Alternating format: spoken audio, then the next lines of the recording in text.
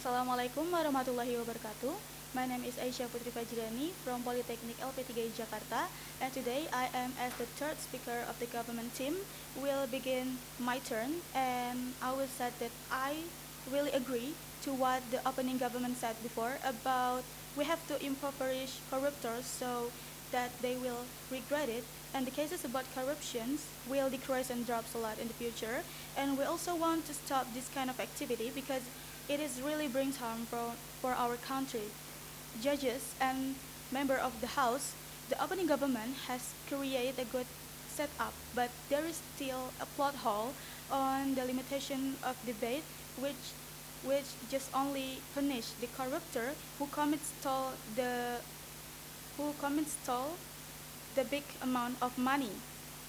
Therefore, we add a further mechanism on the limitation that we also punish and impoverish the corruptor who stole less or small amount of money, because it is not about how much money you stole, but corruption is criminal action, so they should be received the consequence of it.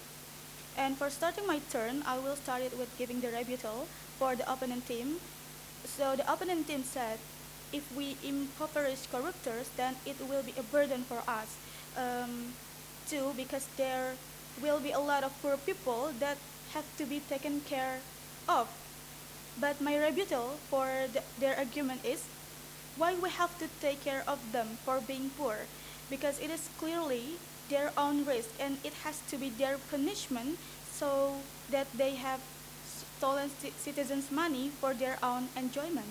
And from my rebuttal, we can see that the argument from opponent team is irrelevant, and my counter-argument has taken it down.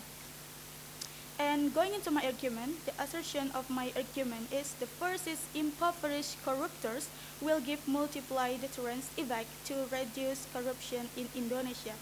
And the reason is when all financial assets of corruptors has been taken by the government, the corruptors and its member family will feel the consequence of their action, such as has no job, has no money, and labeled as an ex-corruptor to make them feel deterrence enough to not commit corruption again in the future.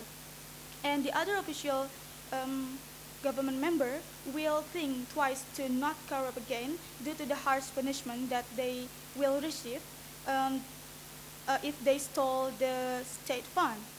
And the second argument is not only getting poor, the corruptors will also receive social sanction from the society, such as his family will get labeled as an ex-corruptors, their family member will get social sanction such as discrimination, the neighborhood will not acknowledge and disrespect them, and if this happens, all family members will get stressed or even depressed a lot, and therefore impoverished corruptor will give a deterrence effect significantly.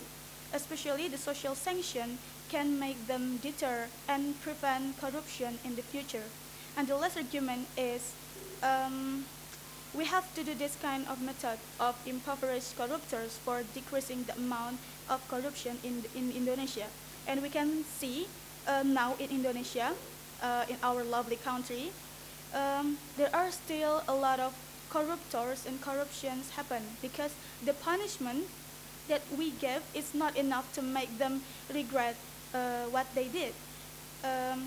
And to make them regret doing that, and also rehabilitation is not gonna make them regret it at all because, they are doing corruption because they want to get rich.